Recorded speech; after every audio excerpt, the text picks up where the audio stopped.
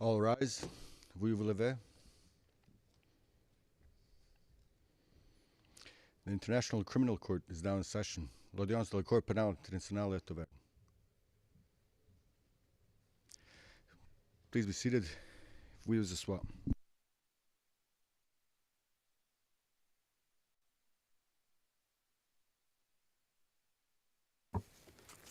Thank you very Oui, merci. Merci beaucoup. Court officer, please introduce the matter. Puis-je demander au greffier d'audience d'annoncer l'affaire? Good afternoon, Mr. President. Oui, bonjour, Monsieur le Président. Bon après-midi. C'est la situation en Côte The d'Ivoire. case, the prosecutor Le procureur versus Laurent contre Gbagbo, Laurent Charles Gbagbo Blégoudet. et Charles ICC Blégoudet. reference Référence CPI 0211 0115 et nous Thank sommes you. en audience publique. Very much. Merci beaucoup. My name is Ebo Suji. Je m'appelle Ebo Suji, je préside le collège de la Chambre d'appel qui a été saisi de l'appel interjeté dans l'affaire le procureur contre M. Gbagbo et M. Blégoudet. Nous aurons consigné au procès-verbal que les autres juges de ce collège de la Chambre d'appel assistent à l'audience à distance, à savoir par vidéoconférence.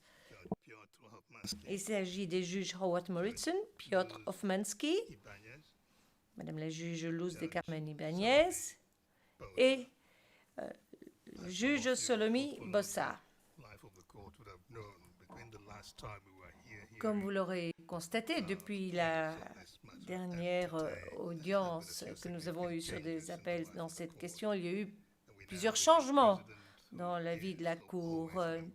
Nous avons un nouveau président et le président est toujours membre de la Chambre d'appel. C'est l'ancien vice-président aussi qui est membre de la Chambre d'appel. Donc, nous avons autant de changements et d'autres juges dont le mandat est arrivé à terme. Mais nous allons simplement garder au procès-verbal le nom de ceux qui participent ici. Ayant ainsi pu évacuer tous les détails, puis-je vous demander de présenter les différentes équipes en commençant par l'accusation, le bureau du procureur. Good afternoon, Your Honours. Oui, bonjour, Monsieur le Président. Au nom du procureur, moi-même, Madame Hélène Brady, conseil principal, et avec moi ici, Monsieur Reynold Galmetzer, conseil, et Madame Priya Narayanan. Le Président, merci. Puis-je demander à la défense de Monsieur Laurent Gbagbo de se présenter?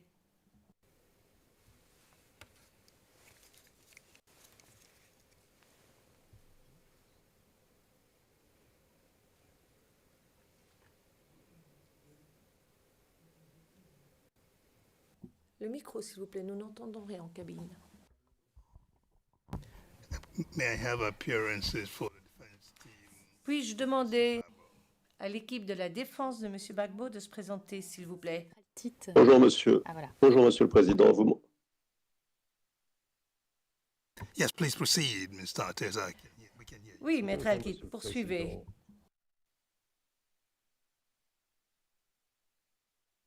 Alors l'équipe de défense est composée aujourd'hui de Mme Barouan, qui est avec nous depuis Abidjan, de Fiona Gantray et Laurine Chéreau, qui sont dans les locaux de la Cour, de Mme Naori et du professeur Jacobs, qui sont à côté de Laurent Gbagbo. Et quant à moi, je suis Emmanuel Altit, conseiller principal de Laurent Gbagbo. Merci, monsieur. And then counsel for Le Président, puis-je inviter les conseils de l'équipe de la défense de M. Charles Blégoudet de se présenter? Oui, bonjour, bon après-midi, Monsieur le Président. La défense de Charles Blégoudet est représentée aujourd'hui par moi-même. Je suis Monsieur Alexandre Knops, conseil, et Monsieur Serge Bougnon, qui sont ici présents dans la salle d'audience. Merci. can we then go to the Merci beaucoup. office of Pouvons-nous maintenant passer aux représentants légaux des victimes en cette affaire? Bonjour, Monsieur le Président. Les victimes sont représentées par moi-même, Paolina Massida, avec Ludovica Vertruccio et Enrique Carnero Rojo, ici présents en salle d'audience. Et nous avons également Madame Brahima Sako, qui est à Abidjan et nous suit par vidéoconférence. Le Président, merci beaucoup. Je constate également, et souhaite que ce soit consigné, que Messieurs Laurent Gbagbo et Monsieur Charles Blé Goudet sont présents dans la salle d'audience.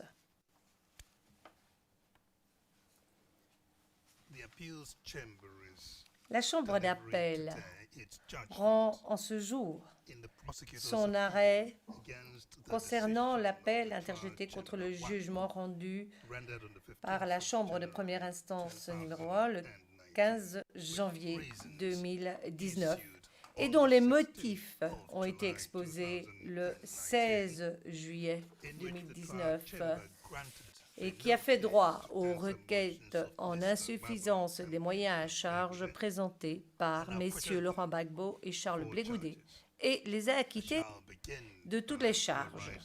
Je commencerai par résumer ici la procédure jusqu'à ce jour. L'affaire découle des violences post-électorales survenues en 2010 et 2011 en Côte d'Ivoire. Selon la thèse du procureur, les violences qui ont suivi les élections visaient des personnes considérées comme des présidents du président élu Ouattara en raison de leur confession musulmane, de leur appartenance ethnique ou de leur origine régionale. Il a été avancé que Laurent Gbagbo, qui était président sortant et qui avait perdu les élections, et son cercle rapproché, son entourage immédiat, dont aurait fait partie M. Blé Goudet, contrôlait les forces gouvernementales, les milices et les mercenaires qui avaient mené des attaques dont le but allégué était de permettre à M. Laurent Gbagbo de se maintenir au pouvoir. En l'occurrence, M. Gbagbo a été accusé de crimes contre l'humanité pour des actes qui auraient été commis entre le 16 décembre 2010 et le 12 avril 2011.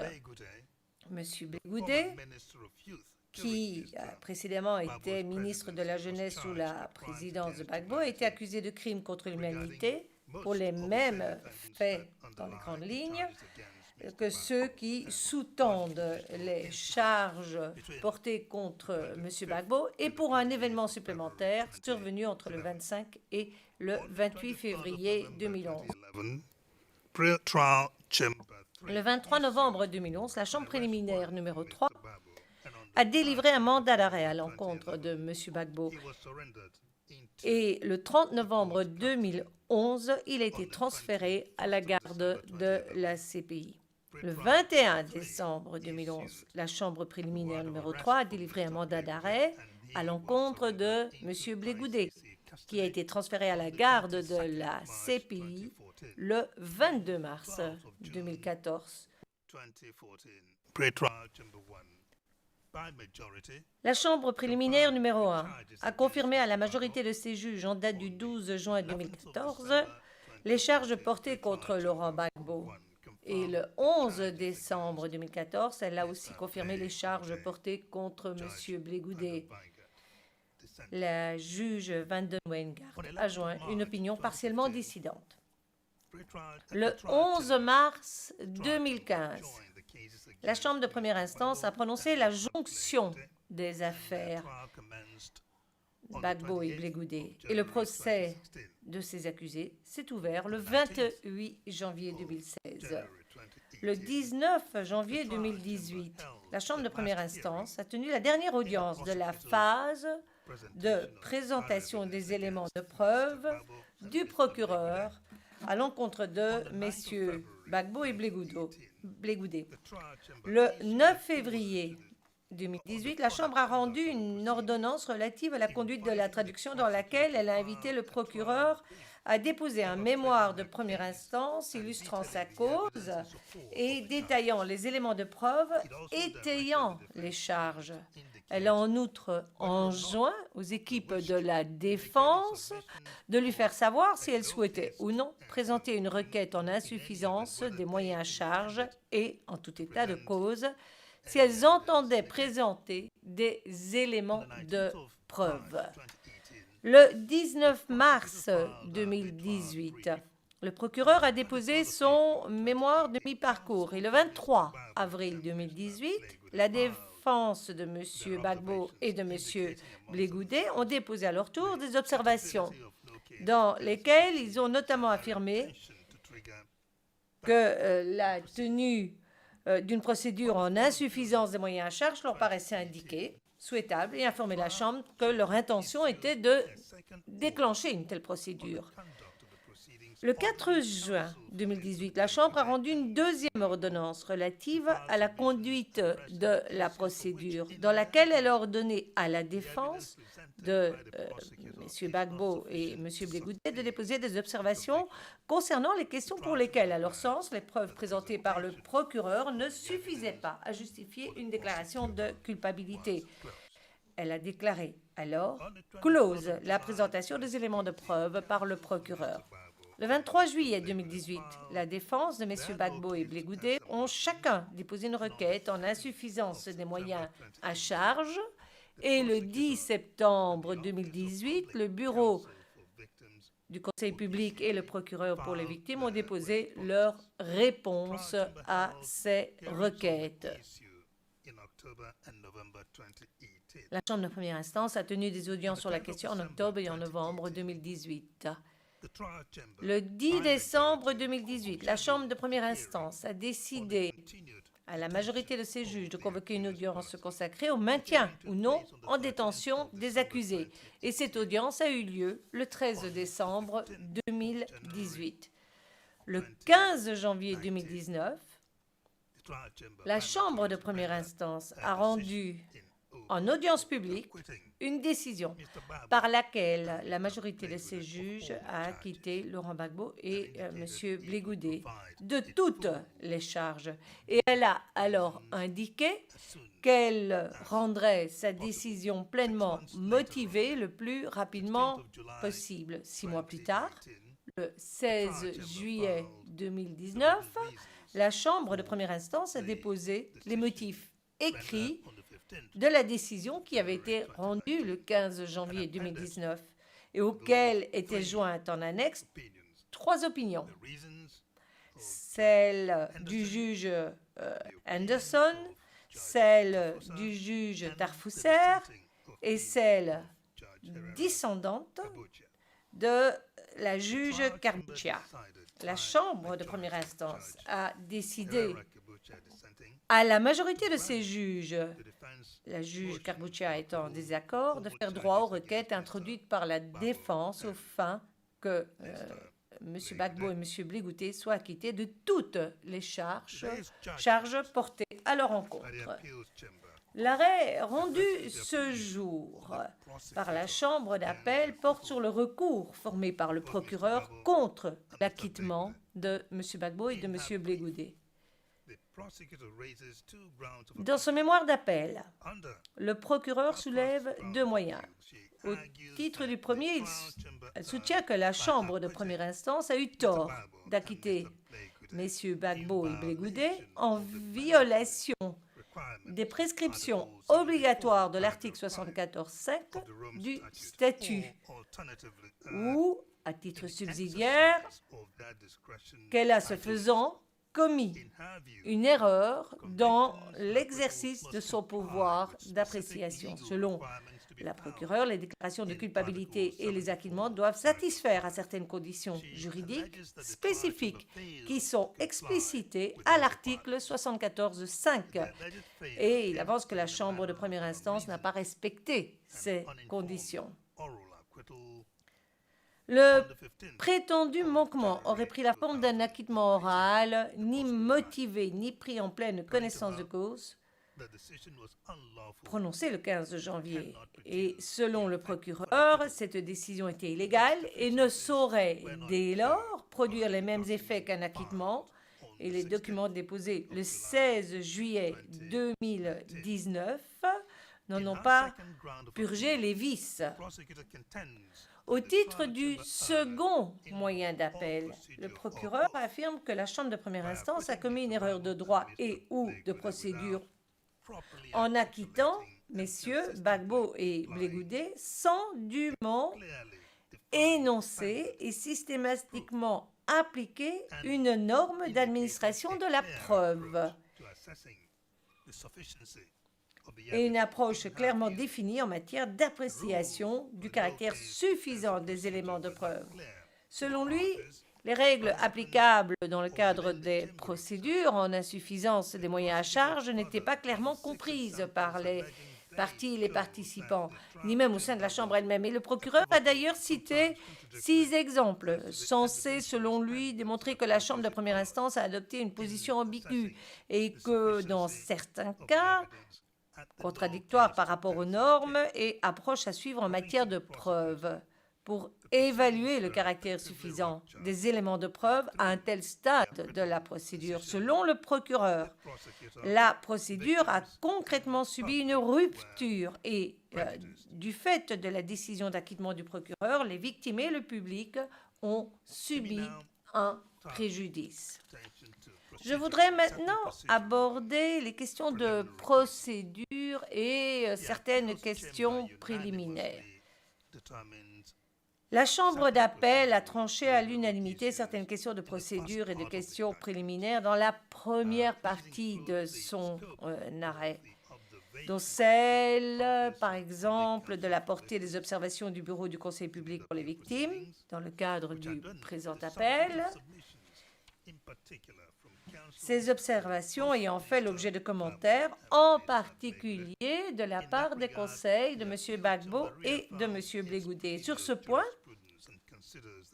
la Chambre réaffirme sa jurisprudence et considère que le Bureau du Conseil public pour les victimes peut soulever des arguments ayant trait à des questions qui concernent les intérêts personnels des victimes et qui, élément essentiel, ne dépasse pas le cadre des moyens d'appel soulevés par le procureur. La Chambre d'appel a pris en considération les arguments du Bureau du Conseil public pour les victimes dans la mesure, certes, où il répondait à ces critères. Prenons maintenant le premier moyen d'appel. Et je commence par l'applicabilité de l'article 74-5. Donc, 74, paragraphe 5 du statut de Rome. Dans son premier moyen d'appel, le procureur allègue que la Chambre de première instance a enfreint les prescriptions de l'article 74, paragraphe 5 du statut. La première question à laquelle la Chambre d'appel doit répondre est celle de savoir si l'article 74, paragraphe 5 s'applique en l'espèce, c'est-à-dire s'il s'applique à la décision rendue à la suite d'une procédure en insuffisance des moyens à charge et qui a abouti à l'acquittement des 2 accusés, qui ne sont plus donc accusés mais acquittés. Rappelons que, s'agissant des jugements de la Chambre de première instance, l'article 74-5 du statut de Rome dispose ce qui suit et je cite: la décision est présentée par écrit. Elle contient l'exposé complet et motivé des constatations de la Chambre de première instance sur les preuves et les conclusions. Il n'est prononcé qu'une seule décision. S'il n'y a pas d'unanimité, la décision contient les vues de la majorité et de la minorité. Il est donné lecture de la décision ou de son résumé en audience publique. Fin de citation. Les arguments des parties et des participants s'opposent sur ce point. Le procureur et le Bureau du Conseil public pour les victimes soutiennent que cet article s'applique dans toutes ses dispositions, tandis que les conseils des 2 acquittés, M. Gbagbo et M. Blé-Goudé, en contestent l'applicabilité. La Chambre d'appel relève que le conseil de M. Blé-Goudé souligne que deux conséquences découlent de son argument, selon lequel la Chambre de première instance n'était pas tenue par les prescriptions de l'article 74.5. Il soutient premièrement que le présent appel n'est pas recevable et devrait être sommairement rejeté car il ne peut être interjeté sur le fondement de l'article 80 du statut de Rome, tel que ce fut fait, étant donné que la décision d'acquittement ne relève pas de l'article 74. Alors, au présent fait, il suffit de mentionner que justement l'article 81.1 dispose qu'un appel peut être interjeté de droit contre une décision rendue en vertu de l'article 74 du statut, plutôt qu'après obtention d'une permission ou d'une autorisation, pour utiliser le terme juridique consacré. Le procureur poursuit en disant qu'il a interjeté le présent appel en vertu de l'article 81, paragraphe 1. Dans la décision du 15 janvier 2019, et dans les circonstances de l'espèce, cette décision n'était pas une décision relevant de l'article 74. Donc, tout appel interjeté à son encontre aurait dû donc être autorisé par la Chambre de première instance, conformément à l'article que l'on a dans le statut de Rome. Et pourtant, le procureur n'a cependant pas demandé une telle autorisation d'interjeter appel en l'espèce. Et donc, il va sans dire qu'il ne l'a pas obtenu non plus, puisqu'il ne l'a pas demandé. Deuxièmement, le conseil de M. Blé-Goudé soutient que comme rien n'obligeait légalement la Chambre de première instance à rendre sa décision sur le fondement de l'article 74, il ne pouvait pas y avoir violation des prescriptions du paragraphe 5 de cet article, puisque la Chambre n'était pas tenue par cette disposition. Selon lui, cela aurait tout simplement entraîné le premier moyen d'appel qui aurait été rejeté intégralement, puisque le tout dépend de l'application aurait dépendu de l'application ou non de l'article 74. En l'espèce, la Chambre d'appel rappelle que dans un arrêt rendu précédemment, il y a longtemps, dans l'affaire Ntaganda, en référé, et qui fut rendu le 15 septembre 2017, donc ce n'est pas hier, un autre appel. Elle avait affirmé, et elle réitère aujourd'hui, que le cadre juridique de la Cour autorise la tenue d'une procédure en insuffisance des moyens à charge, ce qui est pleinement conforme aux procédures établies en matière d'administration de la justice pénale internationale. En fait, la procédure en insuffisance des moyens à charge est un complément nécessaire à deux des principes les plus fondamentaux du droit pénal. Le premier étant la présomption d'innocence dont bénéficie l'accusé, et le second est que c'est toujours à l'accusation qu'incombe le fardeau de la preuve pour réfuter cette présomption. Et selon la norme d'administration de la preuve, au-delà de tout doute raisonnable. Dans l'arrêt Ntaganda que j'ai cité, il a été déterminé que l'article 64 fournissait la base légale permettant de décider de mener une procédure en insuffisance des moyens à charge. Toutefois, il n'y était pas question des dispositions de texte de la Cour censées s'appliquer à une décision portant acquittement d'un accusé à l'issue d'une telle procédure. Pour les motifs expliqués dans son arrêt, la Chambre d'appel conclut que les jugements par lesquels une chambre de première instance acquitte un accusé de toutes les charges portées contre lui à la suite du dépôt d'une requête en insuffisance des moyens à charge relève intégralement du champ d'application de l'article 74 du statut.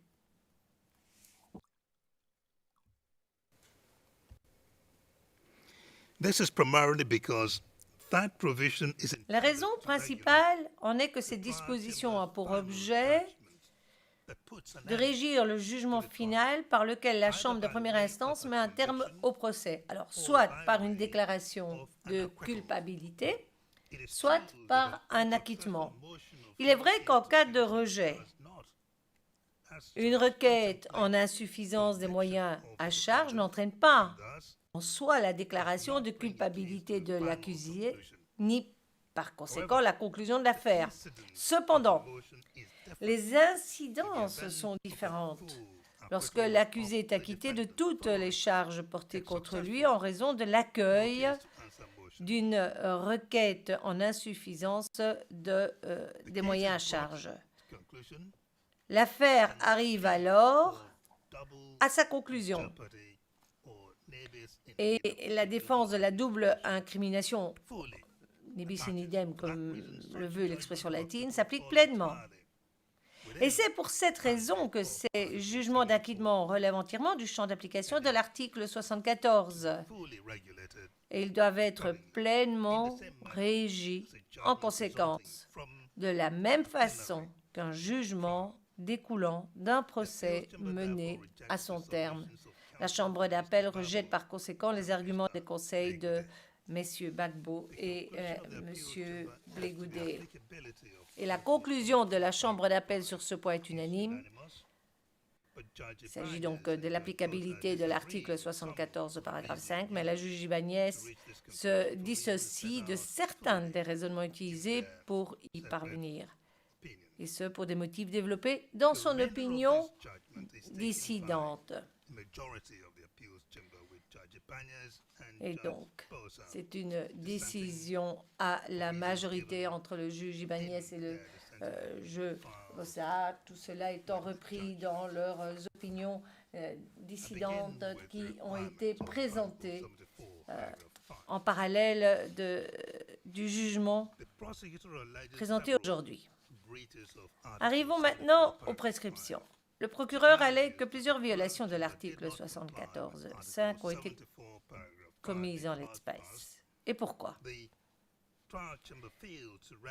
Il soutient que la Chambre de première instance ne s'est pas conformée aux prescriptions de l'article, car elle n'a pas rendu une décision par écrit, car elle n'a pas fait un exposé complet et motivé de ses constatations sur les preuves et les conclusions, ni rendu sa décision ou un résumé de celle-ci en audience publique. Et troisièmement, elle n'a pas rendu une seule décision, une décision unique, donc en audience publique. Elle n'a pas rendu donc de décision unique dans la mesure où la séparation des motifs et du verdict viole ce principe même d'une décision unique. Et puis, le fait aussi qu'avoir trois opinions séparées, une par juge de première instance en juillet 2019, allait à l'encontre du principe voulant qu'une décision unique soit rendue. Et dans l'exposé de ces arguments, le procureur décrit la décision du 15 janvier 2019 comme une décision indépendante, autonome, et soutient qu'elle ne peut pas être lue en conjonction avec les motifs déposés en juillet 2019. Mais pour la Chambre d'appel, il est cependant clair que la Chambre de première instance n'entendait aucunement donner un caractère autonome à son verdict du 15 janvier 2019. La Chambre entendait le compléter ultérieurement par des motifs écrits pleinement détaillés. C'est donc sur cette base que la Chambre d'appel a évalué la conformité de la décision de la Chambre de première instance à l'article 74, paragraphe 5 du Statut de Rome.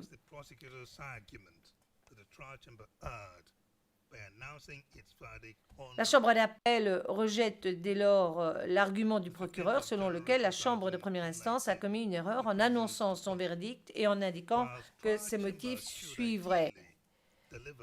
Certes, les chambres de première instance devraient idéalement livrer en même temps verdict et motif, l'existence même d'un décalage entre l'annonce du verdict et la publication de ces motifs ne saurait pour autant invalider un procès dans son intégralité ni en porter violation de l'article 74.5. Tout au contraire, une telle séparation peut être clairement justifiée en fonction des circonstances particulières d'une affaire. Le cas le plus évident à cet égard étant celui où la liberté d'un accusé acquitté est en jeu. La Chambre de première instance était parvenue en l'espèce à sa décision d'acquittement de manière définitive. Elle ne pouvait donc pas envisager de maintenir inutilement M. Gbagbo et M. Blegoudé en détention pendant toute la durée de la publication des motifs. Elle a donc conclu à juste titre que la nécessité de livrer le verdict et par là même de libérer M. Gbagbo et M. Blegoudé l'emportait sur les prescriptions formelles de l'article 74.5, en ce que celle-ci indique que le verdict d'acquittement et les motifs de ce verdict doivent toujours être livrés ensemble.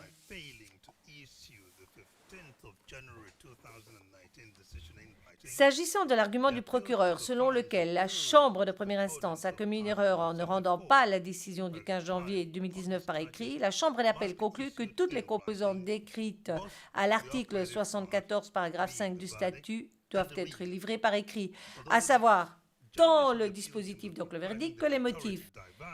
Bien que les juges constituant la majorité de la Chambre d'appel ne s'accordent pas sur la question de savoir si le verdict livré le 15 janvier 2019 remplit cette condition, la Chambre d'appel conclut que la décision de la Chambre de première instance ne peut manifestement pas être sérieusement entachée par la question de savoir si la décision a, oui ou non, été livrée par écrit. S'agissant de l'argument du procureur concernant les carences du résumé livré par la Chambre de première instance le 15 janvier 2019, la Chambre d'appel conclut que rien dans le statut de Rome ne fixe strictement la teneur de tout résumé qui serait livré lors du prononcé du verdict. Mais ce que le statut exige, c'est que la Chambre de première instance rende un jugement pleinement motivé. Quoique d'une brièveté incontestable, le résumé présenté par la Chambre de première instance, en l'espèce, contenait les éléments les plus importants de sa motivation. S'agissant du moment de la publication des motifs de la décision du 15 janvier 2019, le procureur soutient que l'unité de sa décision a été rompue parce que 6 mois se sont écoulés entre le prononcé du verdict et la publication des motifs, ou parce que le délai de publication des motifs écrits n'avait pas été indiqué à l'époque, ou en raison de ces deux considérations à la fois. Cependant, l'article 74, paragraphe 5 du statut ne précise pas, quant à lui, le délai dans lequel une décision rendue en application de cette disposition doit être livrée à la suite d'un procès. S'agissant de l'argument du procureur, selon lequel la Chambre de première instance n'a pas respecté le principe qui, à l'article 74.5, veut une décision unique, qu'une décision unique soit rendue, car chacun des 3 juges qui la composaient a livré sa propre opinion individuelle plutôt qu'un exposé motivé de l'opinion majoritaire. La Chambre d'appel rejette cet argument au vu des faits. Les écrits des juges Tarfusser et Anderson concordent clairement. Ces 2 juges formant dès lors la majorité de la Chambre de première instance. En outre, les motifs publiés en juillet ont été exposés dans un seul document signé par les 3 juges et satisfaisaient dès lors formellement à une compréhension de base de l'exigence de rendre une seule décision. De surcroît, Contrairement à ce qu'en dit le procureur, le droit relatif aux droits de l'homme internationalement reconnu n'empêchait pas la Chambre de première instance d'adopter l'approche qui fut la sienne. Elle a veillé à ne pas faire subir un préjudice ni aux parties, ni aux victimes, même pas au public, en suspendant les délais d'appel des acquittements jusqu'à la publication des motifs écrits et en tenant le public suffisamment informé de l'évolution de la procédure. Pour conclure sur le premier moyen d'appel, la Chambre d'appel estime que dans la mesure où une quelconque erreur a été révélée dans le cadre de ce moyen d'appel sur la question de savoir si le verdict livré le 15 janvier 2019 a été déposé par écrit, cette erreur est manifestement incapable d'entacher sérieusement la décision rendue en l'espèce. La juge Ibanez ayant un avis dissident. Le verdict a été livré en audience publique, a été suivi par la publication d'une transcription écrite de l'audience et d'un communiqué de presse écrit avant d'être ensuite déposé en juillet 2019. Il va de soi dès lors que les verdicts d'acquittement auraient été identiquement pareils si la Chambre de première instance avait pris la mesure supplémentaire consistant à les déposer le 15 janvier 2019. Passons maintenant au deuxième moyen d'appel invoqué par le procureur. En effet, dans ce cadre, le procureur soutient que la Chambre a omis d'articuler correctement et d'appliquer de manière systématique une norme d'administration de la preuve et ou une approche clairement définie pour apprécier le caractère suffisant des éléments de preuve au stade de l'examen des requêtes en insuffisance des moyens à charge, et ce, que ce soit avant ou durant la procédure, dans la décision du 15 janvier 2019 ou dans les motifs de sa décision du 15 janvier. Le procureur affirme que par cette omission, la Chambre de première instance a erré en droit et en procédure.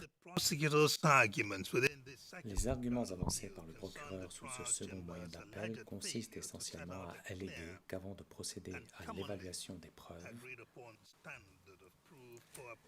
la Chambre de première instance aurait omis de définir une norme d'administration de la preuve ou une approche claire et communément acceptée pour apprécier le caractère suffisant des éléments de preuve au stade de l'examen des requêtes en insuffisance des moyens en charge. En particulier, il affirme qu'en manquant de retenir les normes pertinentes d'administration de la preuve, la Chambre de première instance a commis une erreur de droit et qu'en omettant d'énoncer au préalable son approche en matière d'évaluation des éléments de preuve, elle a commis une erreur de procédure. À cause des omissions susmentionnées et de cette approche ambiguë et floue, la Chambre de première instance aurait, selon le procureur, effectué plusieurs évaluations incohérentes et incorrectes des éléments de preuve.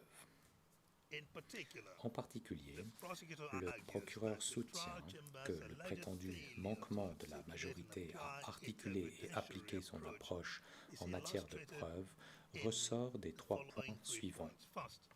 Premièrement, la chronologie procédurale en l'espèce, qui démontre le caractère vicié du processus, ce sont les propos du procureur. Deuxièmement, la description et l'application par le juge Henderson d'une approche excessivement rigide et non étayée en matière de corroboration, ce qui constitue en soi une autre erreur de droit, sans que les parties en soient informées. Et troisièmement, l'évaluation incorrecte et incohérente par la Chambre de première instance de plusieurs questions de fait, comme expliqué dans les 6 exemples donnés. Selon le procureur, pour chacun de ces exemples, de multiples erreurs et ou incohérences montrent que cette approche était profondément viciée. Au vu des arguments du procureur, La Chambre d'appel a d'abord examiné dans son arrêt l'allégation selon laquelle la Chambre de première instance aurait omis de définir la norme applicable d'administration de la preuve et d'en convenir avant d'évaluer les éléments de preuve. À cet égard, la Chambre d'appel a commencé par identifier la norme sur la base de laquelle il convient d'évaluer les preuves dans le cadre de l'examen des requêtes en insuffisance des moyens à charge, avec une opinion dissidente de la juge Ibanez. Elle s'est ensuite demandé si les juges de la majorité avaient identifié une norme d'administration de la preuve, s'il s'agissait de la bonne norme, et si cette norme avait été arrêtée d'un commun accord par les deux juges formant la majorité de la Chambre de première instance. La Chambre d'appel a ensuite examiné l'argument du procureur selon lequel la Chambre de première instance aurait commis une erreur de procédure, principalement en ne donnant aux parties et au bureau du Conseil public pour les victimes aucune indication sur la norme d'administration de la preuve applicable avant de statuer sur les requêtes en insuffisance des moyens à charge. Enfin, la Chambre d'appel a examiné les arguments du procureur relatifs à la corroboration ainsi que les autres erreurs alléguées concernant l'évaluation des preuves, erreurs qui, selon le procureur, ont résulté du manquement de la Chambre à définir la norme d'administration de la preuve et l'approche applicable et à en convenir. La Chambre d'appel a examiné les allégations formulées donc par le procureur dans le cadre de ce moyen d'appel en appliquant la norme d'examen des erreurs de droit et de procédure. En ce qui concerne la norme d'administration de la preuve applicable au stade de l'examen des requêtes en insuffisance des moyens à charge, en présence d'une requête en insuffisance des moyens à charge, le critère qui guide la décision de la Chambre de première instance peut se résumer comme suit. Une fois achevée la présentation des éléments de preuve par l'accusation et au nom des victimes, le cas échéant, la Chambre de première instance acquitte l'accusé ou, selon le cas, rejette une ou plusieurs des charges lorsque les éléments de preuve présentés jusqu'alors ne suffisent pas en droit à justifier une déclaration de culpabilité relativement à l'une ou plusieurs des charges visées. Ce critère est totalement en phase avec le critère classique retenu dans le cadre des procédures en insuffisance des moyens à charge, tel qu'appliqué par les juridictions tant nationales qu'internationales. Lorsqu'il est bien compris, le critère applicable montre qu'il est tout à fait opportun et correct de placer la norme d'administration de la preuve au niveau de la preuve au-delà de tout doute raisonnable et rien de moins. La Chambre d'appel s'est appuyée sur le critère décrit par la Chambre d'appel du TPIY dans l'affaire Jellicic, ainsi que sur la norme d'administration de la preuve prévue à la règle 133 du règlement de procédure et de preuve des chambres spécialisées pour le Kosovo, en relevant en outre que des sources importantes issues de juridictions nationales abondent dans le même sens. La Chambre d'appel considère que ce n'est que lorsque les éléments de preuve satisfont à la norme de la preuve au-delà de tout doute raisonnable que l'on peut dire qu'il suffise, je cite, qu'il suffise à justifier une déclaration de culpabilité, fin de citation, ou, je cite, sont capables d'étayer une déclaration de culpabilité. Fin de citation. Rien de moins n'est acceptable.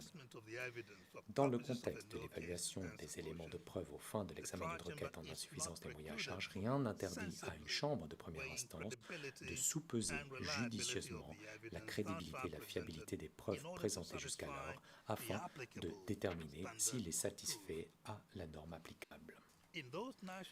Au sein des juridictions nationales,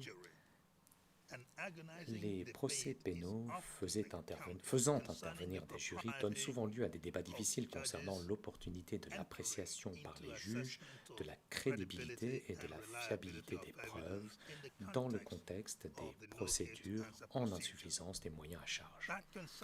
La question se pose forcément en raison du partage des fonctions entre juges et jurys, puisque structurellement, apprécier la crédibilité et la fiabilité des preuves est la prérogative exclusive du jury, tandis que statuer sur les requêtes en insuffisance des moyens à charge est l'apanage des juges. Dans les circonstances de la CPI, en revanche, cette question ne se pose pas. Une telle séparation des fonctions n'existe pas à la Cour, car il n'y a pas de jury.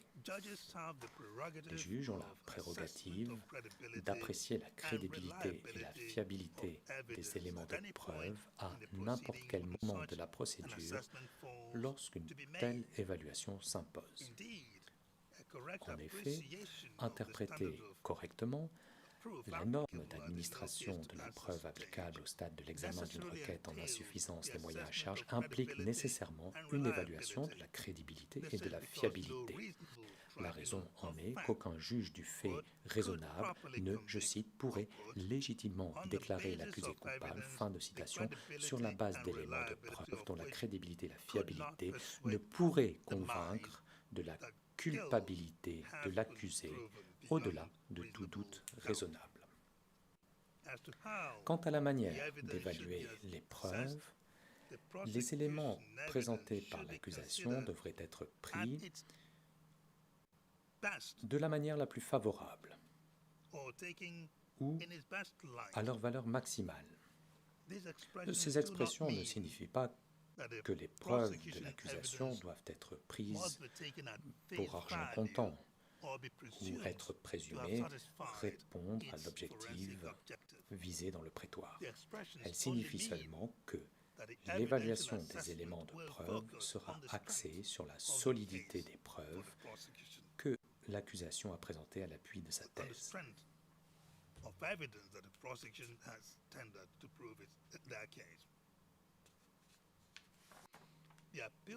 La Chambre d'appel va à présent se pencher sur la question de savoir si le procureur a raison d'affirmer que les juges formant la majorité ont omis d'énoncer la norme d'administration de la preuve qu'ils appliqueraient lors de l'examen des requêtes en insuffisance des moyens à charge et de se mettre d'accord sur cette norme.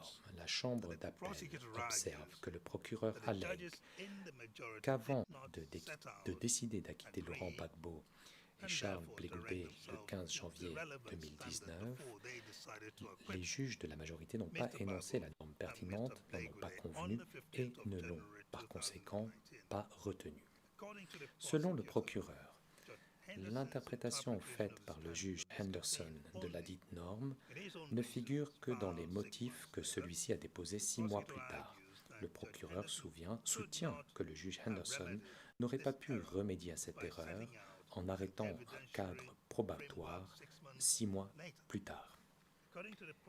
Il estime que les motifs du juge Henderson contiennent de simples réflexions après coup qui n'auraient été mûries qu'après la décision rendue le 15 janvier 2019 et qui ne démontreraient pas que les juges de la majorité avaient à l'esprit cette norme ou quelque norme que ce soit au moment clé où ils ont décidé de prononcer l'acquittement avant le 15 janvier 2019.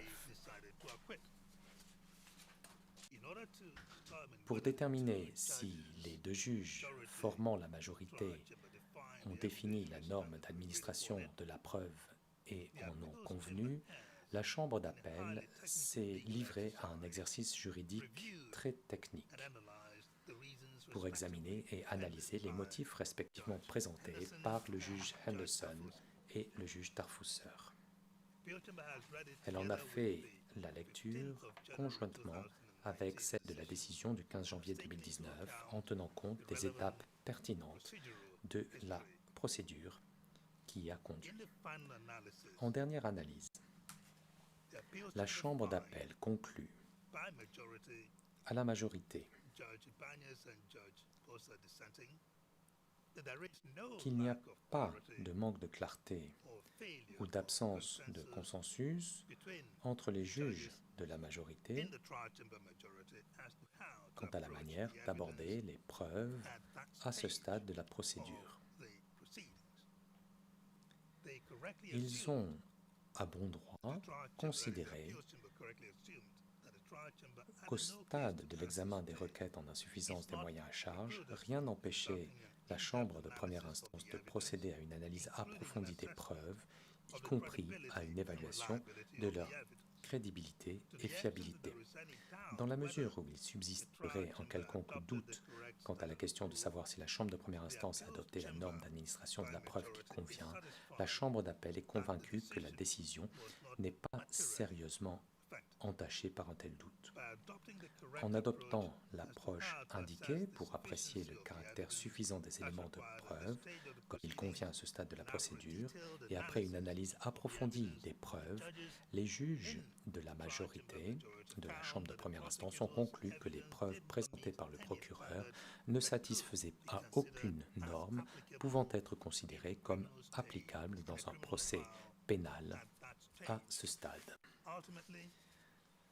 En définitive, le juge Tarfusser et le juge Henderson se sont rejoints dans leur analyse du caractère suffisant des preuves en concluant que les preuves présentées contre les accusés n'étaient pas simplement faibles, mais, je cite, d'une exceptionnelle faiblesse. Selon la majorité de la Chambre d'appel, pareille affirmation est très significative dans le cadre de l'application de tout critère mesurant le caractère suffisant des preuves. J'en arrive maintenant à l'allégation du manque de clarté quant à l'approche retenue. Comme il a été rappelé plus tôt, le procureur soutient que la Chambre de première instance a commis une erreur de procédure en n'exposant pas clairement à l'avance l'approche qu'elle avait retenue pour évaluer les éléments de preuve au stade de la procédure en insuffisance des moyens à charge. Il affirme que cette erreur ressort de la chronologie procédurale en l'espèce, de la description et de l'application par le juge Henderson d'une approche excessivement rigide et non étayée de la corroboration sans que les parties en soient informées, et de l'évaluation incorrecte et incohérente d'éléments de preuve par la Chambre, comme exposé dans les 6 exemples donnés par le procureur. La Chambre d'appel croit comprendre que la principale allégation du procureur dans cette série d'arguments est le manque général de clarté quant à la conduite de la procédure en insuffisance des moyens à charge et en particulier quant à la norme d'application de la preuve applicable qui ressortirait principalement du prétendu manquement de la Chambre de première instance à donner des indications utiles aux parties et au bureau du Conseil public pour les victimes en cours de la procédure qui a abouti à la décision du 15 janvier 2019. Le procureur affirme que la Chambre de première instance a rechigné à saisir plusieurs occasions d'énoncer la norme applicable et d'autres principes et normes en matière d'administration de la preuve et que le juge Tarfusser, en sa qualité de juge unique, a refusé d'apporter des éclaircissements lorsqu'il lui en a été demandé. La Chambre d'appel a évalué les diverses étapes de la procédure en insuffisance des moyens à charge menée devant la Chambre de première instance, y compris la décision rejetant la demande d'éclaircissement présentée par le procureur quant à la norme applicable. Elle a observé que les parties et le bureau du Conseil public pour les victimes ont eu largement l'occasion de présenter des observations écrites et orales sur la norme applicable et l'approche en matière d'évaluation des preuves, ainsi que sur les preuves elles-mêmes. Elle considère à la majorité que les parties et le bureau du Conseil public pour les victimes n'ont pas été lésés en l'espèce, contrairement à ce qu'allègue le procureur. La Chambre d'appel relève en outre que le procureur n'a pas expliqué précisément ce qu'il aurait fait différemment si la Chambre de première instance avait donné des indications en la matière. La Chambre de première instance, l'ayant invité à déposer un mémoire de première instance illustrant sa cause et détaillant les éléments de preuve étayant les charges, le procureur a pu présenter sa cause de manière détaillée et l'expliquer pleinement lorsqu'il a déposé son mémoire de mi-parcours. Comme mentionné précédemment, les parties et le bureau du Conseil public pour les victimes se sont vus offrir la possibilité de présenter des observations sur les requêtes en insuffisance des moyens à charge, y compris sur la norme à appliquer en matière d'administration de la preuve et sur les approches à retenir en matière d'évaluation des preuves. En tout état de cause, le procureur savait et sait à tout moment qu'il lui incombe de prouver ces allégations au-delà de tout doute raisonnable et avec des éléments de preuve crédibles lors de la présentation de ces moyens. En résumé, la Chambre d'appel rejette à la majorité, avec une opinion dissidente des juges Bossa et Ibanez, rejette l'argument du procureur selon lequel la Chambre aurait commis une erreur de procédure en omettant de donner des indications quant à la norme d'administration de la preuve.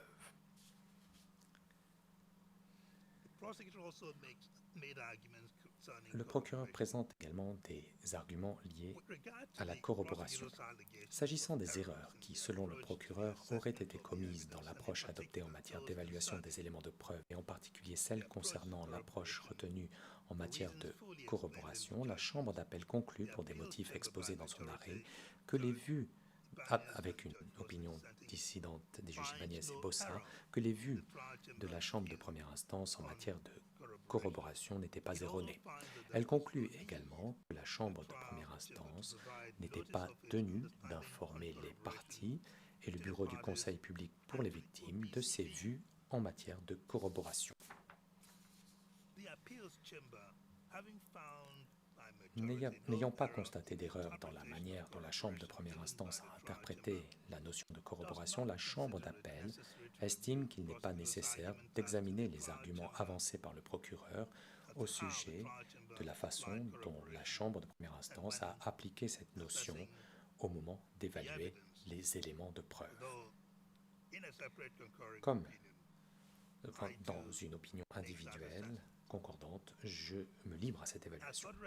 Comme nous allons l'expliquer, la Chambre d'appel juge qu'il n'est pas nécessaire d'examiner les allégations soulevées par le procureur dans le cadre des 6 exemples fournis. Et une fois de plus, je me livre à cette évaluation dans mon opinion individuelle. Par conséquent, la Chambre d'appel ne tire aucune conclusion quant à la question du bien fondé ou non de l'approche adoptée par la Chambre de première instance en matière de corroboration dans le cadre de ces exemples. Comme nous allons le voir, le procureur n'a de toute façon pas établi de lien entre une telle erreur et le prétendu manquement de la Chambre de première instance à retenir une approche claire en matière de corroboration à l'époque où elle a rendu sa décision d'acquittement.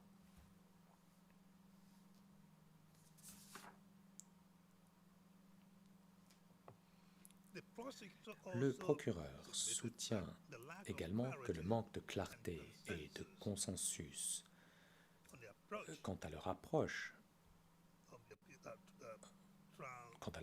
de la Chambre de première instance en matière d'évaluation des éléments de preuve aurait conduit les juges de la majorité à commettre plusieurs autres erreurs dans leur analyse des éléments de preuve. Selon le procureur, c'est ce qui ressort des 6 exemples tirés des motifs du juge Henderson.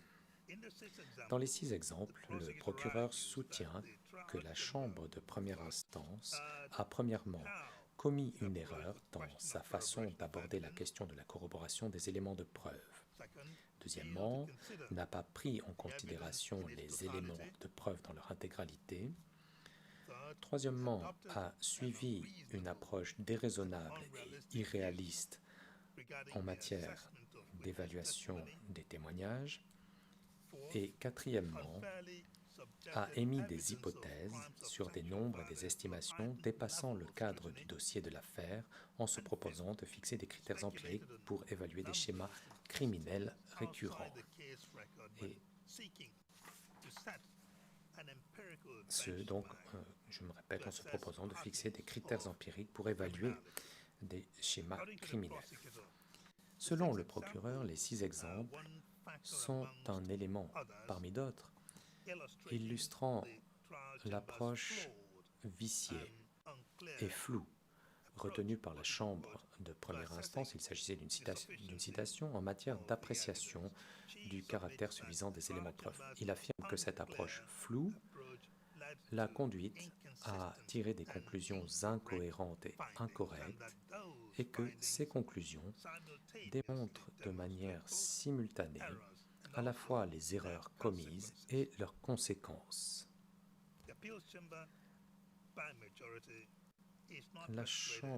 Les arguments présentés par le procureur n'ont pas convaincu la Chambre d'appel à sa majorité. La juge Ibanez et la juge Bossa sont en désaccord. Pour commencer, la Chambre d'appel a conclu, au vu des étapes pertinentes de la procédure, qu'il n'y a eu ni manque de clarté, ni désaccord entre les juges de la majorité quant à la norme et à l'approche applicable pour évaluer le caractère suffisant des éléments de preuve. De plus, et en tout état de cause, elle trouve dénuées de clarté les observations formulées par le procureur quant au lien entre les exemples factuels et l'argument principal qu'elle a avancé au soutien de ce moyen d'appel.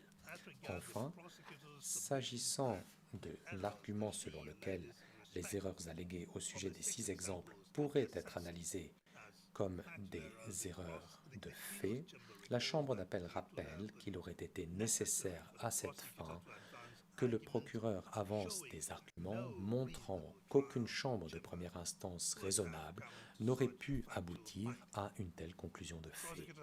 Le procureur a choisi d'invoquer des allégations d'erreurs de droit et de procédure plutôt que de plaider l'erreur de fait s'agissant des erreurs alléguées dans les exemples.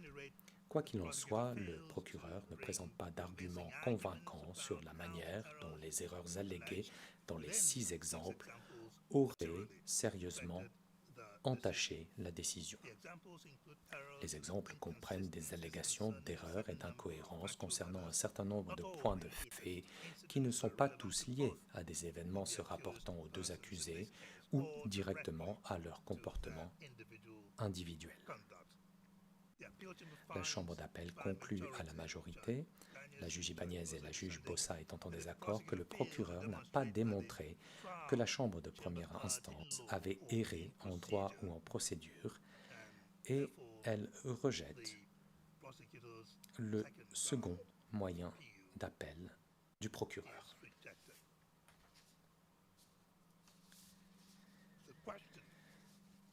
La question de savoir si la décision de la Chambre de première instance a été prise en pleine connaissance de cause. Dans le cadre de son appel, le procureur soutient que lorsque la Chambre de première instance a rendu la décision du 15 janvier 2019, et je cite, « Malgré le fait qu'elle a déclaré le contraire, elle n'avait, semble-t-il, pas encore achevé le processus nécessaire consistant à faire toutes ces constatations sur la base des preuves et à tirer toutes ces conclusions, ni fini d'articuler par écrit ces constatations et conclusions. » Fin de citation. Il s'agit de l'argument du procureur. Le procureur formule les 4 allégations suivantes pour montrer que la décision de la Chambre de première instance en date du 15 janvier 2019 n'a pas été prise en pleine connaissance de cause. Premièrement, le fait que la décision du 15 janvier 2019 n'était pas accompagnée d'un résumé de ses motifs ni d'un calendrier précisant quand ceci serait communiqué. Deuxièmement, le fait que la Chambre de première instance n'avait pas terminé son évaluation des éléments de preuve ou tiré toutes ses conclusions. Troisièmement, l'existence d'incohérences fondamentales entre la décision du 15 janvier 2019 et les motifs du juge Henderson. Et quatrièmement, l'existence, dans les motifs du juge Henderson, d'incohérences dans l'évaluation du caractère suffisant des éléments de preuve au stade de la procédure en insuffisance des moyens à charge.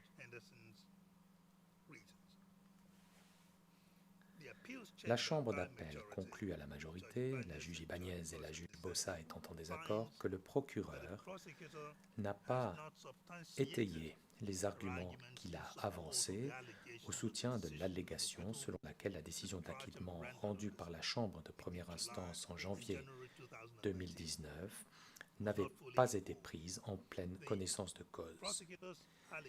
Les allégations du procureur consistent presque à dire qu'en première instance, les deux juges de la majorité dans la Chambre de première instance ont eu un comportement inapproprié. La Chambre d'appel relève avec prudence qu'à l'audience d'appel, le substitut du procureur a expressément récusé une telle interprétation de sa position.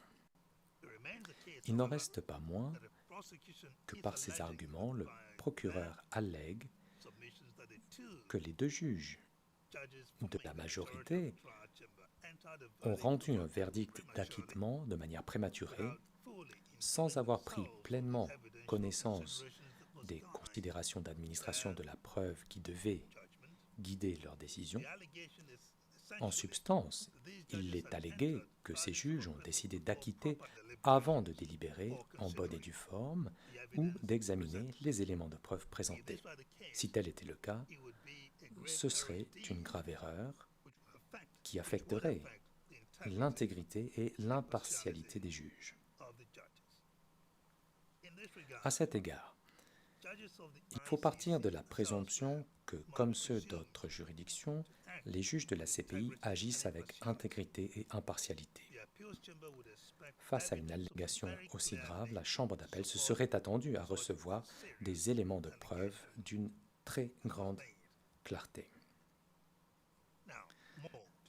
Bien, en ce qui concerne le fond de cette allégation, dans le cadre de son appel, le procureur formule un certain nombre d'arguments. Il soutient en premier lieu que le fait que la décision du 15 janvier 2019 n'ait pas été accompagnée d'un résumé de ses motifs ou d'une indication précise du moment où serait publié l'exposé écrit des motifs montre que la majorité n'avait pas fini de mener le raisonnement indispensable avant de rendre la décision du 15 janvier 2019.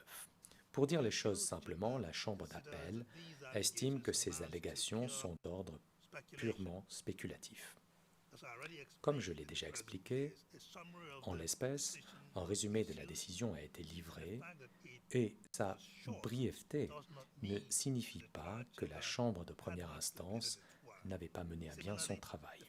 De même, le défaut d'indication d'un délai précis pour la publication de l'exposé écrit des motifs ne vient pas étayer l'allégation grave selon laquelle la Chambre de première instance n'aurait pas agi en pleine connaissance de cause lorsqu'elle a acquitté les deux accusés.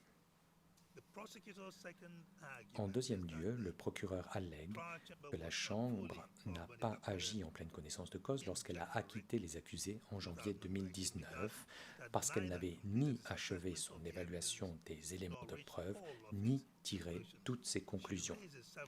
Le procureur soulève plusieurs arguments à l'appui de cette allégation.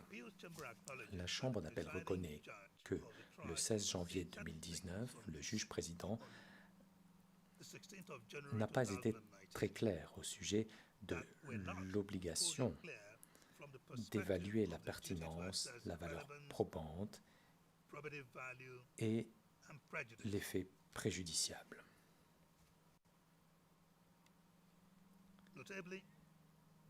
Il est à remarquer que le juge président a toutefois affirmé que tous les éléments de preuve qui avaient été produits seraient prises en considération.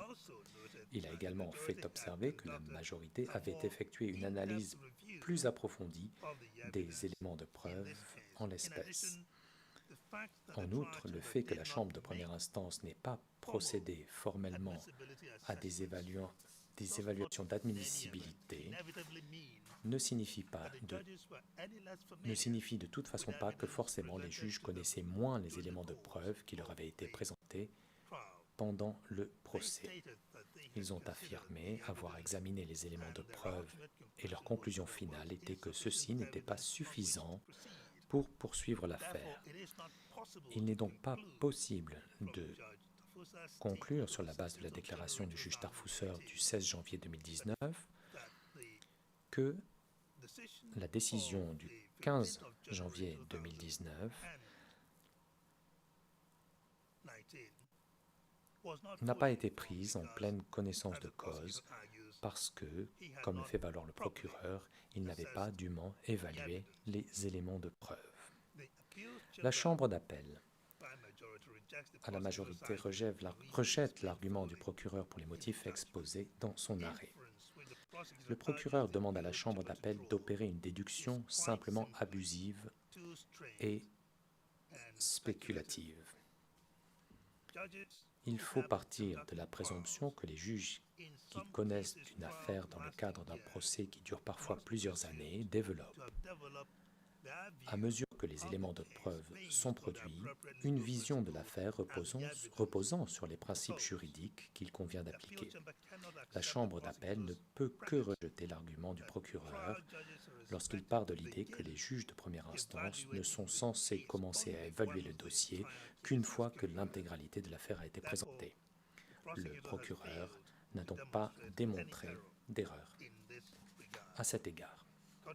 Par conséquent, le procureur n'a pas produit d'éléments de preuve qui réfuteraient la présomption d'intégrité et d'impartialité reconnue au juge de la Chambre de première instance. La Chambre d'appel conclut que le raisonnement développé dans les motifs écrits publiés en juillet 2019 constituait la base de l'acquittement des deux accusés en janvier 2019.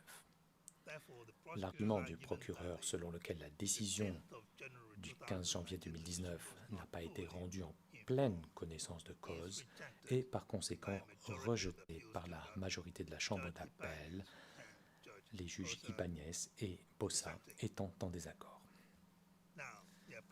J'en arrive aux mesures appropriées. En l'espèce, la Chambre d'appel, à la majorité, n'a relevé aucune erreur qui aurait pu sérieusement entacher la décision de la Chambre de première instance relativement à l'un ou l'autre des deux moyens d'appel soulevés par le procureur. La Chambre d'appel rejette par conséquent l'appel du procureur et confirme la décision de la Chambre de première instance. En outre, la Chambre d'appel rappelle que dans sa décision relative à la demande de Laurent Gbagbo tendant à obtenir le réexamen des conditions de sa mise en liberté, elle a passé en revue et modifié les conditions associées à la mise en liberté de Laurent Gbagbo et Charles Blé Goudet, révoquant certaines d'entre elles et en maintenant d'autres. En conséquence du présent arrêt, la Chambre d'appel révoque toutes les conditions restantes à la mise en liberté de Laurent Gbagbo et Charles Blé Goudet.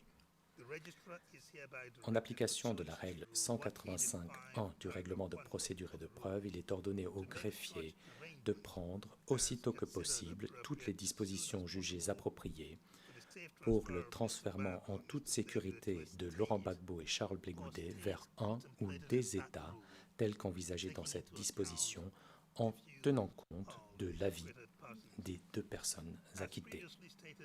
Comme je l'ai indiqué, la Chambre, cet arrêt rendu à la majorité, avec des opinions dissidentes de la juge Ibáñez et Bossa, pour des raisons expliquées dans leurs opinions déposées aujourd'hui. Mais je souhaite très brièvement résumer la position de la juge Ibáñez qui est d'avis que la procédure en requête pour insuffisance des moyens à charge n'a pas sa place dans le droit applicable par la Cour. En ce qui concerne le premier moyen, elle est d'avis que l'article 74, paragraphes 2 et 5 contiennent des garanties de justice importantes qui n'ont pas été respectées par la Chambre de première instance. En ce qui concerne le second moyen, elle est d'avis que la majorité de la Chambre a appliqué une norme d'administration de la preuve inadéquate et a commis d'autres erreurs importantes dans son évaluation des éléments de preuve. Elle a également omis d'informer les parties et participants de la norme de la preuve applicable. Selon elle, il s'agit d'erreurs de droit et de procédures importantes. La juge Bossa est d'accord avec la majorité de la Chambre d'appel pour dire que la procédure pour insuffisance des moyens à charge peut être appliquée dans les procès devant la CPI. Si une Chambre de première instance décide d'acquitter un accusé à ce stade, la décision doit se conformer aux dispositions de l'article 74. Elle est d'avis que la majorité de la Chambre de première instance n'a pas pleinement respecté cette disposition. Il convient de souligner, en ce qui concerne le second moyen soulevé par le procureur, que la juge Bossa considère que la majorité de la Chambre de première instance ne s'est pas mis d'accord sur la possibilité d'appliquer cette procédure pour insuffisance des moyens à charge, comment et si il était nécessaire d'évaluer les éléments de preuve à ce stade et quelle est la norme de la preuve applicable. Les juges Ibanez et Bossa auraient fait droit à l'appel du procureur et auraient ordonné la tenue d'un nouveau procès. J'ai également annexé une opinion concordante individuelle sur les deux moyens d'appel. Le juge Morrison annexe une opinion concordante individuelle sur le premier moyen d'appel. Le juge Hoffmansky annexe une opinion individuelle concordante sur le premier moyen soulevé en appel. La juge Ibanez annexe une opinion dissidente sur les premiers et seconds moyens soulevés en appel. La juge Bossa annexe à cet arrêt une opinion dissidente sur le moyen numéro 2 soulevé en appel.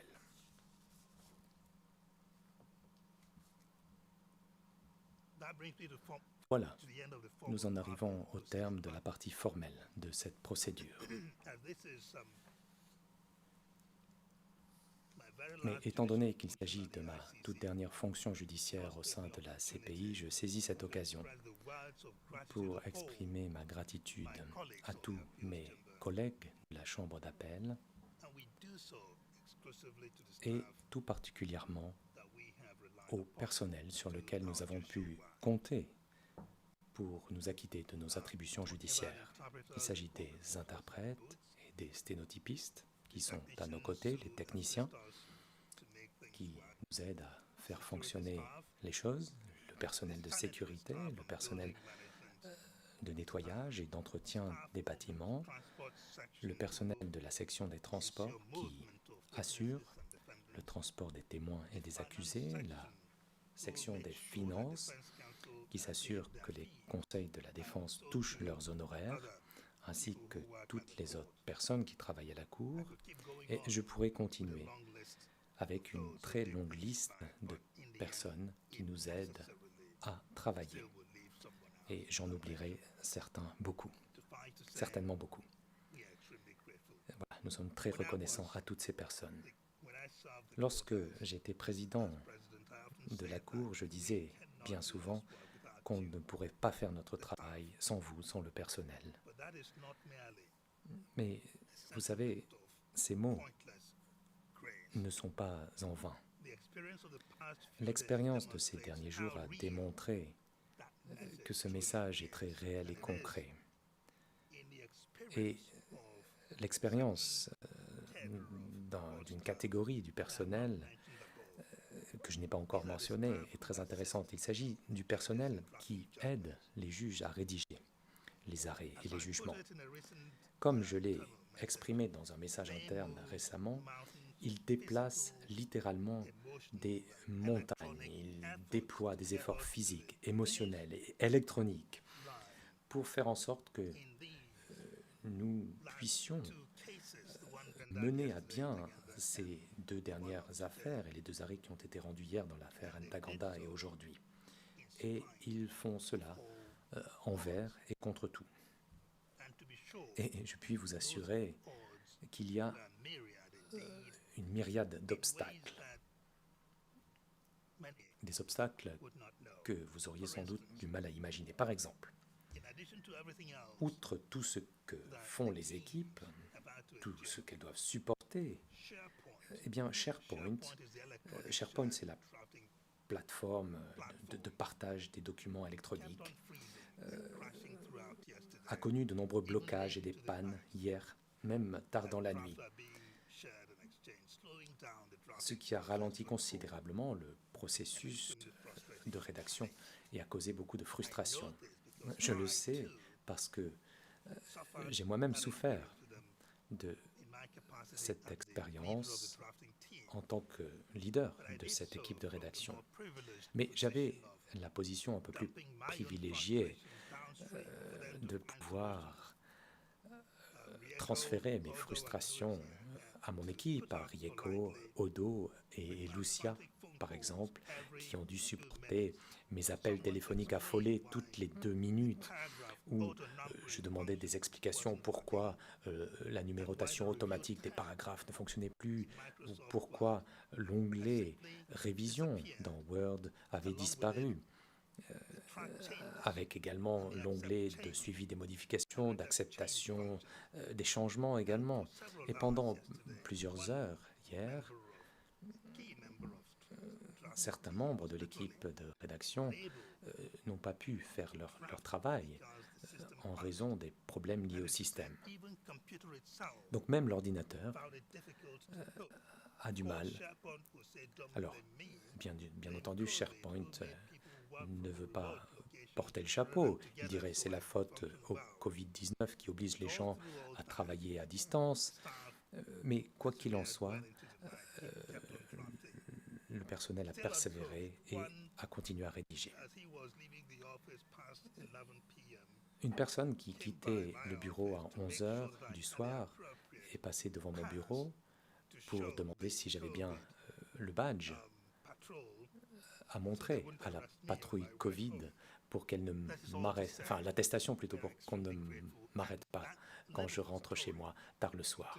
Voilà, donc cette petite histoire qui vous montre un petit peu ce que nous faisons ici à la Cour. Et donc, je tiens à remercier le personnel de la Cour qui rend tout cela possible.